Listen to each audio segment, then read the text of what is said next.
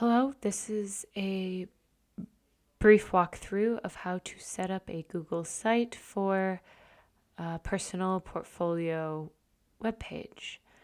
Um, this particular video is only about Google Sites. If you feel more comfortable using Weebly, WordPress, any of the other Wix, any sites that are out there, that's completely fine as well. But Google Sites are incredibly easy to manage for a first-time navigator of an online portfolio. So, and totally free as well. So this site will be what we use as a default for class. So you'll see I'm just at the Google homepage. I'm logged into my account in the upper right hand. So make sure you're logged into whatever Google account that you have. And then I'm going to go to just my icons. That'll be my first step.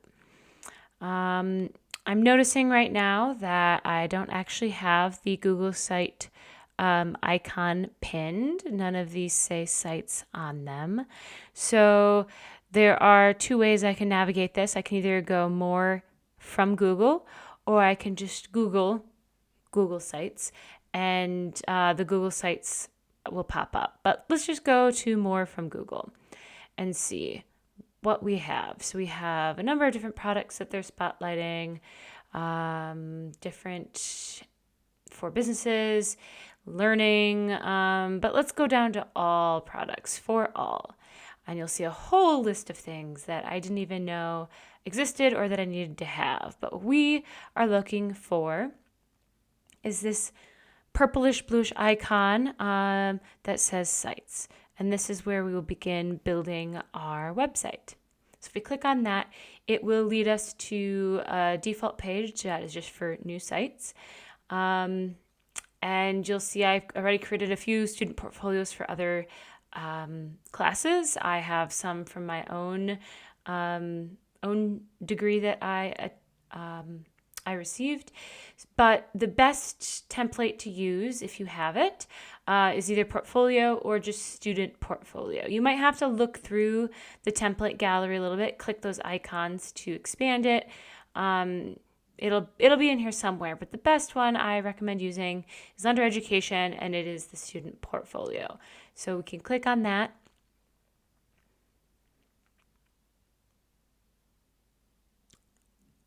And just like that, our base site is created.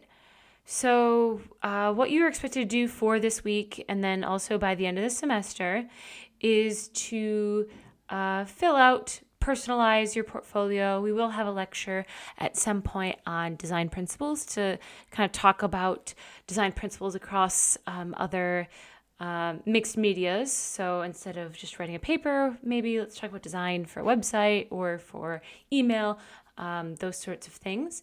So for me, I'm just going to put in here, it's my portfolio. Just type it right in. Like I said, a little bit later, I will fill in this about me. I might add in some pictures, just, who I am, what I like. Or I can add in links to other pages on our portfolio, but focus on that a little bit later.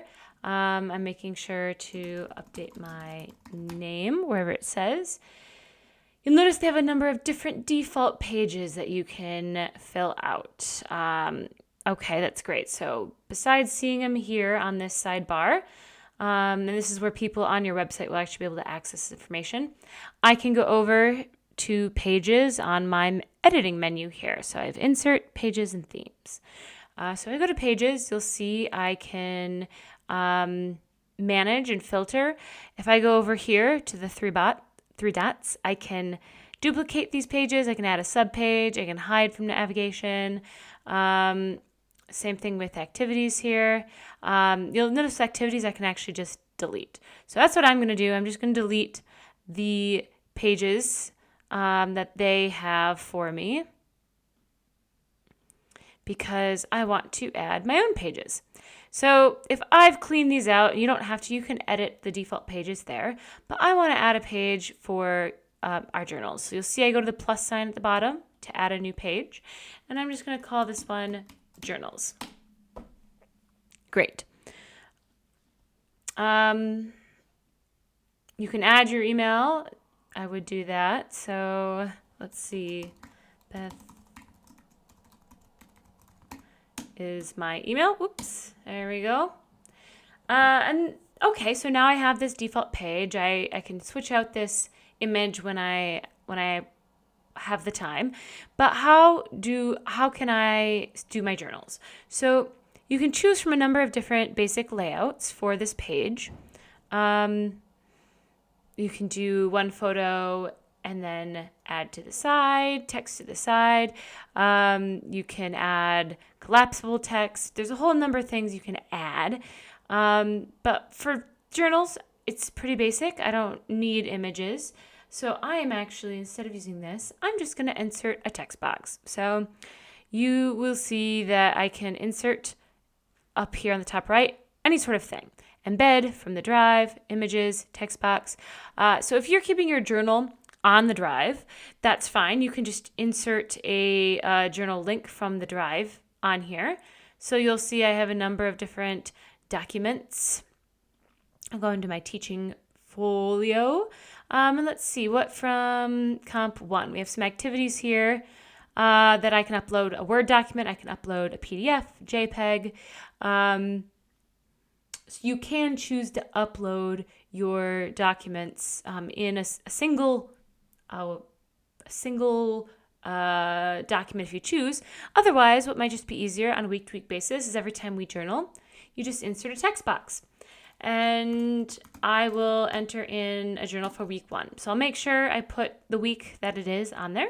And our week 1 journal was all about types of technology, our favorite social media platform and technology. So, I would start typing and answering the prompt about my favorite social media platform.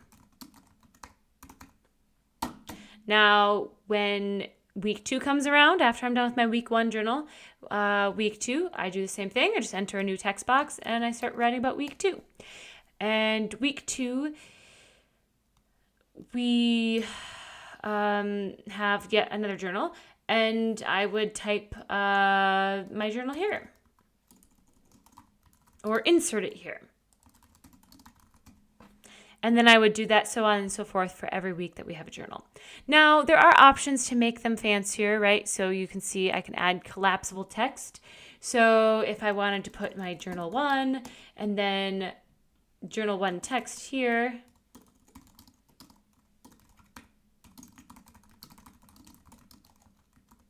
this collapsible text will make the journal disappear until you expand it, which is a little nifty. Otherwise, just having them all week 1, week 2 by text box is totally fine as well. You can add dividers, buttons, make it as fancy as you like. But for now, we're just focusing on getting our text in here for grading purposes. So we have our journal page roughly set up. We will also have other artifacts that we need to upload. So I will I'll put it under activities actually. Journals, activities. So now for this page, I might lay this out a little different because our activities are going to look a little different. So I might use this and insert an image or from Drive.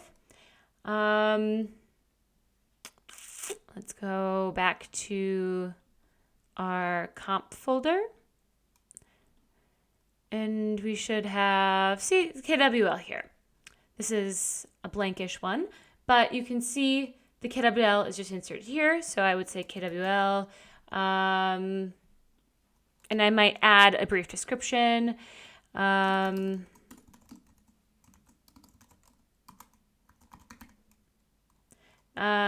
About the activity. So this would be at the end of the semester when we update that we have our known, our want to know, and our learned.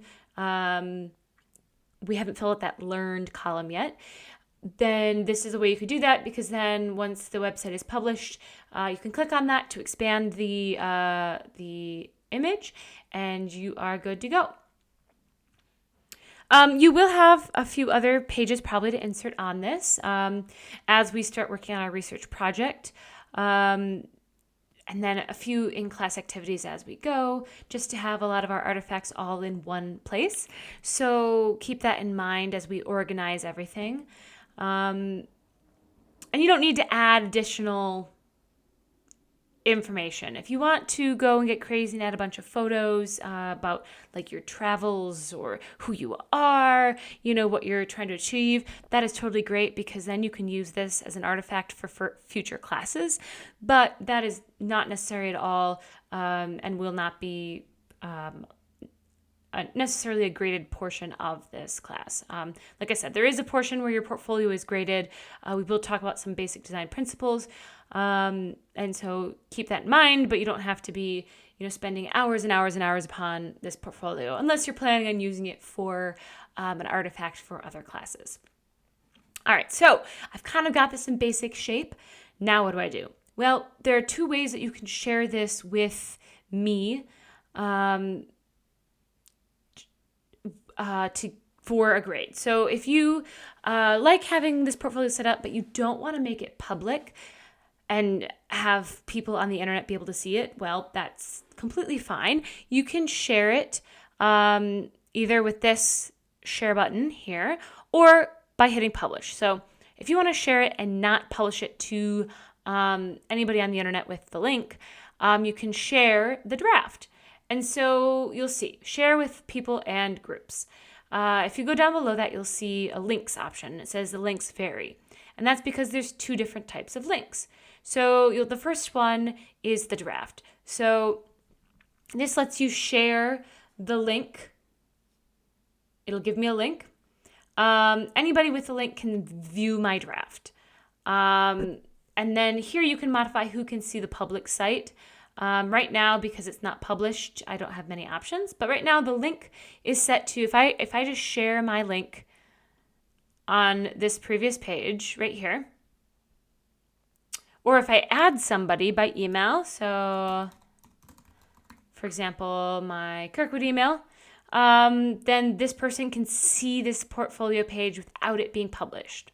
However, if you don't mind it being published, you can just hit the publish button. And it'll ask you to create a web address. So this is another great way if you don't want just random people finding this on the internet. You can create just a string of numbers or make it a little bit complicated for people to find. So it won't be associated with your name. It'll just be associated with your school and then, student portfolio 197642, right? That's just a totally random string of numbers I made up. And then you can also request that public search engines do not display your site. If you don't care about that, don't click it. And right now, of course, anyone can view my site, but I can change that permissions in the permissions here.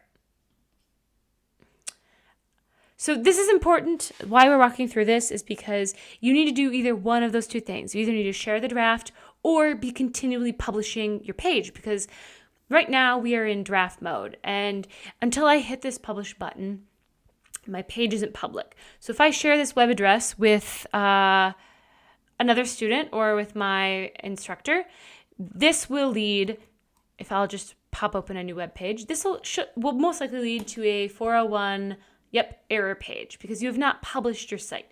So once I hit publish, I've been published successfully. If I refresh that page, it might take a minute, but it should come up. Okay, we'll give that a minute. I can always change my publish settings or unpublish my website if something comes up, and that is okay. So let me copy this one more time.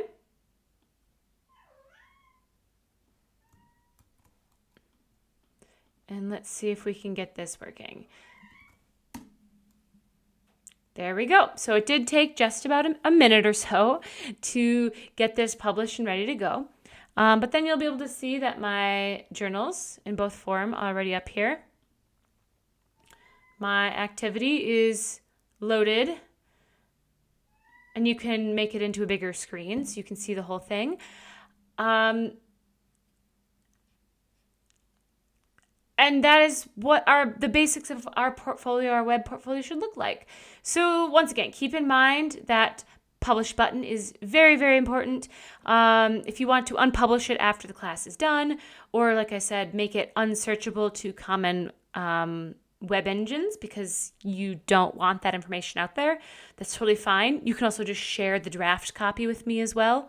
Or if it doesn't matter to you, just hit that publish button, share that link, and make sure that it is accessible to common view.